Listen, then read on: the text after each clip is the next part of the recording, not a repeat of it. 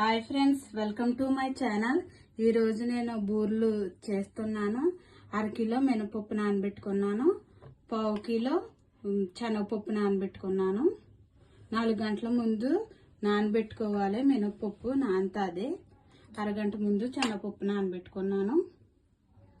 నేను ఇడ్లీ రవ్వతో చేస్తాను బూర్లు. పప్పు అయితే నీట్గా కడుక్కుని ఇప్పుడు మిక్సీ పట్టుకుందాము.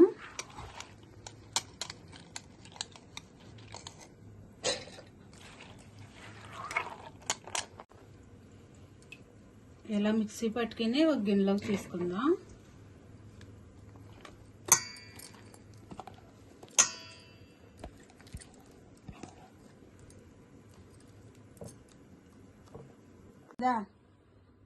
ఇడ్లీ రవ్వ అయితే నీట్గా కడుక్కుని నీళ్ళు లేకుండా ఇలా పిండుకోవాలి. పిండుకుని ఇప్పుడు మనం రుబ్బుకున్న పప్పులో కలుపుదాము.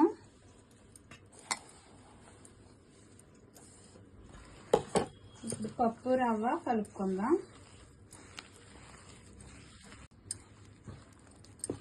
ఇలా కలుపుకోవాలి. ఈ విధంగా కలుపుకోవాలి. ఇలా ఉండాలి, పలసగా ఉండకూడదు పిండి. ఇలా ఉంటే సరిపోద్ది. ఇలా కలుపుకొని పక్కన పెట్టుకుందాం. ఇప్పుడు నానబెట్టిన శనగపప్పు ఉడికించుకుందాము. కడుక్కుని నీట్గా కడుక్కోవాలి.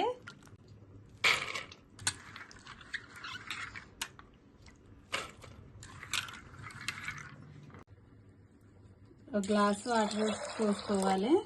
పోసుకొని మూత పెట్టి ఉడికించుకుందాం.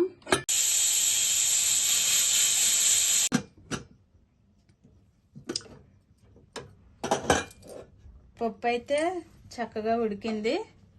ఇప్పుడు వాటర్ అంతా తీసేసుకుందాము గిన్నెలోకి. ఎగస్ట్రా ఉన్న వాటర్ అంతా గిన్నెలోకి తీసేసుకుందాం. ఇప్పుడు స్టవ్ వెలిగించుకొని పప్పు గట్టితో ఇలా మ్యాష్ చేసుకుంటే సరిపోద్ది.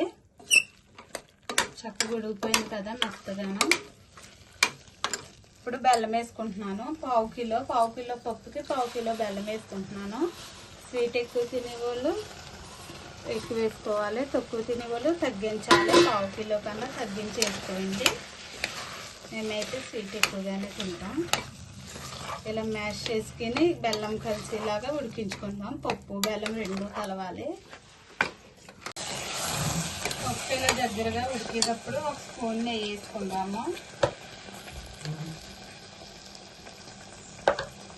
నెయ్యి వేసుకొని కలుపుకుందాం. దంచి పెట్టుకున్న యాలకులు,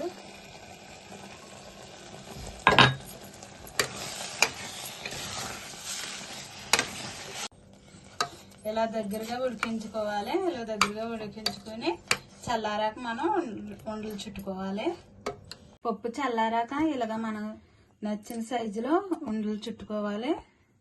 ఇప్పుడు మనం బూరెలు వేసుకుందాము.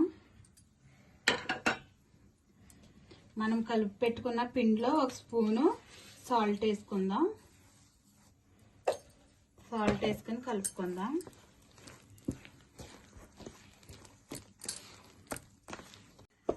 ఇట్లా సాల్ట్ కలుపుకోవాలి. ఇప్పుడు స్టవ్ వెలిగించుకొని కడాయి పెట్టుకొని మనం బూరెలు వేసుకుంటాక ఆయిల్ అయితే వేసుకున్నాను. ఆయిల్ అయితే వేడయింది. ఇప్పుడు మనం బూరెలు వేసుకుందాం.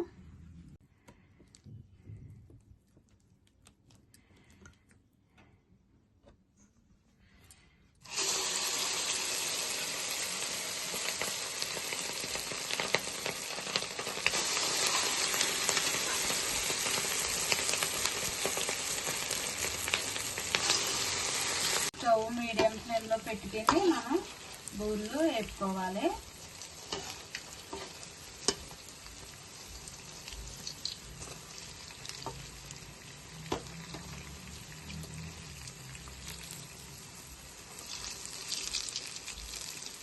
ఇలా గోల్డ్ కలర్లో వేపుకొని ఒక ప్లేట్లో తీసేసుకుందాం. ఇప్పుడు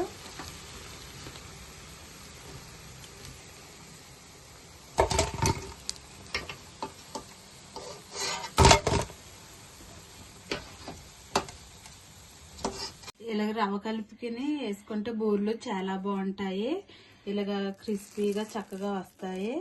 ఇందులో ఇప్పుడు మనం నెయ్యి కలుపుకొని తింటే చాలా టేస్ట్గా ఉంటుంది.